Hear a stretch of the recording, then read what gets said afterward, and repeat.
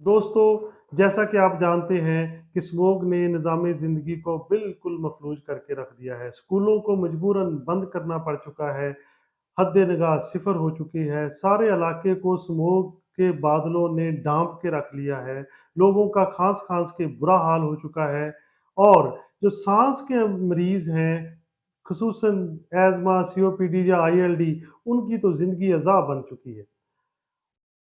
अब स्मॉग शुरू कैसे हुई?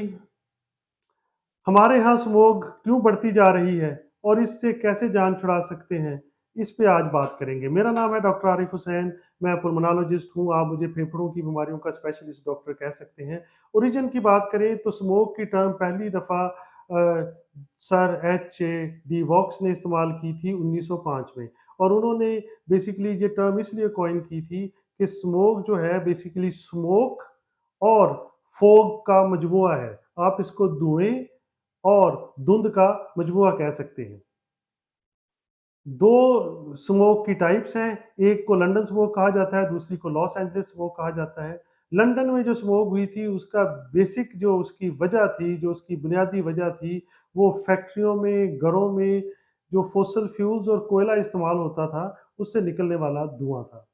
उन्होंने पहले उस पे सर्च की और बाद में फिर उन्होंने अपनी फैक्ट्रियाँ जो थी वो लंदन से बाहर मुंतकिल की उन सरसब्ज़ इलाकों में और फैक्ट्रियों को फिर प्रॉपर रेगुलेट भी किया। जो उनसे धुआँ निकल रहा था उसको मज़ीद फ़िल्टर किया गया और उसमें से जो मुज़र सेहत केमिकल्स थे उनको रोका गया और फ़ज़ा में सिर्फ़ वही धुआँ छोड़ा गया या कम से कम धुआँ छोड़ा गया। और वो भी ऐसे इलाकों में जो सरसब्ज़ थे और जहाँ पे ग्रीनरी बहुत ज़्यादा थी, उधर फैक्ट्रियाँ लगाई और शहरी इलाकों से फैक्ट्रियाँ शिफ्ट कर दी। इसी तरह लॉस एंजेलिस में जो फोटोकेमिकल स्मोक थी उसके पीछे गाड़ियों से निकलने वाला धुआँ था जो पेट्रोलियम मसनूआत के जलने से पैदा होता है। तो उन्होंने भी अपनी जो गाड़ियों से निकलने वाला धुआँ था उसको प्रॉपर रेगुलेट किया।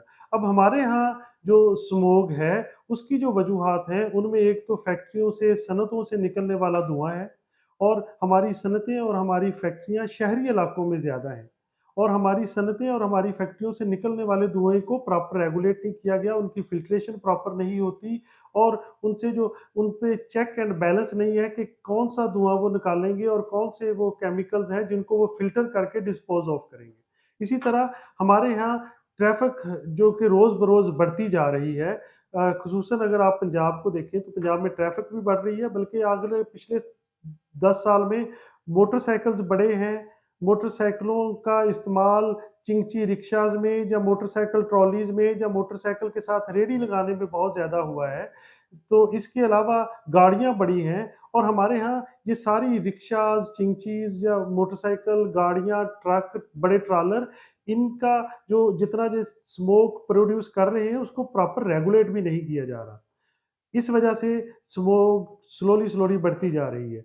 हम हमारे यहाँ फसलों की बाकियात को जलाया जाता है। इसी तरह मशरकी पंजाब से भी जो स्मोक हमारी तरफ आती है उसकी वजह भी वहाँ पे फसलों की बाकियात को आग लगाना है। अब इसका हल ये किया जा सकता है कि किसानों को ज़रा मशवरा दिया जाए, उनकी हेल्प की जाए कि या तो ये बची-खुची जो फसलों की बाकियात हैं, इनको एज़ ए फर्टिलाइज़र इस्तेमाल करें या फिर इनको जानवरों के लिए चारे के तौर पे इस्तेमाल कर लें। क्योंकि इस पे मेहनत ज़्यादा लगती है, तो किसान फिर इसको आग लगा के अगली फसल को जल्दी से काश्त करके अपना जो है उनका जो साइकिल है उसको चलाते हैं। लेकिन ये वो अकेले नहीं कर सकते, इसमें हुकूमत अगर उनकी मदद करे तो वो बड़े खुश हो जाएँगे क्योंकि अगर उनको ये बाकियात को आग लगाने की बजाय उनको इसमें मदद की जाए कि ये उसको अपने मवेशियों के लिए चारे के तौर पे स्टोर कर सकें और या इसको बेच सकें या फिर वो इसकी फर्टिलाइज़र बना सकें और इसको इस्तेमाल कर सकें तो उनका इंटरेस्ट बढ़ जाएगा। इसी तरह जो फैक्ट्रियाँ हैं उनको रेगुलेट करना बड़ा ज़रूरी है। जब तक हुकूमत और सारे लोग मिल के काम नहीं करते, ये बड़ा मुश्किल है। एक आम आदमी के लेवल पे हमें चाहिए कि एक तो हम कोशिश करें कि इस मौसम में अगर हमें कोई ज़रूरी काम ना हो तो हम घर पे बैठें। घर घर में अगर आप अफ़ोर्ड कर सकते हैं तो हमें एयर प्यूरीफायर्स इस्तेमाल करने चाहिए। वो किसी हद तक एयर को प्यूरीफाई कर देते हैं। जब घर से बाहर निकलें तो मास्क पहनें और ख़ुसूसन सुबह के वक़्त और शाम के वक़्त जब स्मोक ज़्यादा होती है तो कोशिश करें कि घर से बाहर ना निकलें। और वो लोग ख़ास तौर पे जिनको अस्थमा है, सीओपीडी है या साँस की बीमारी है, वो तो अगर हिम्मत करके एयर प्यूरीफायर्स का इस्तेमाल करें, तो उनके लिए ज़्यादा फ़ायदेमंद होगा। क्योंकि एयर प्यूरीफायर्स भी एक कॉस्ट है, तो इसलिए शायद सारे हमारे लोग इसको अफ़ोर्ड भी नहीं कर सकते। तो अगर नहीं कर सकेंगे तो फिर वो कोशिश करें कि घर पे रहें और अब हमें लॉन्ग टर्म में चाहिए कि अपने घरों के इर्द-गिर्द ज़्यादा से ज़्यादा पौधे लगाएँ। हमें चाहिए कि अपने इलाके में जो शजरकारी मुहिम है उसका हिस्सा बनें और पौधों को ज़्यादा से ज़्यादा करें। इंडिविजुअल लेवल पे तो पौधे ज़्यादा कर सकते हैं, एयर प्यूरीफायर्स इस्तेमाल कर सकते हैं, पानी ज़्यादा पी सकते हैं। अगर हमें खाँसी बहुत ज़्यादा हो, हमें बहुत ज़्यादा साँस का मसला हो तो डॉक्टर के पास जाओ, हॉस्पिटल में जा सकते हैं।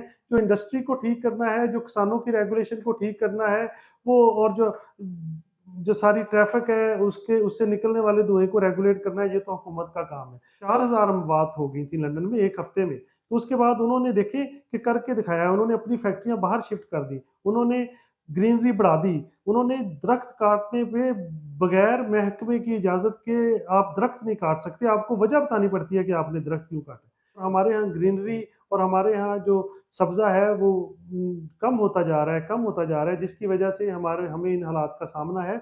लेकिन अगर हम बहैसियत कौम इस चीज़ पे आ जाएँ कि हमने ये करना है, तो अगर लंदन वालों ने किया है, लॉस एंजेलिस वालों ने किया है, तो हम भी कर सकते हैं। सिर्फ़ एक अज़्म की ज़रूरत है।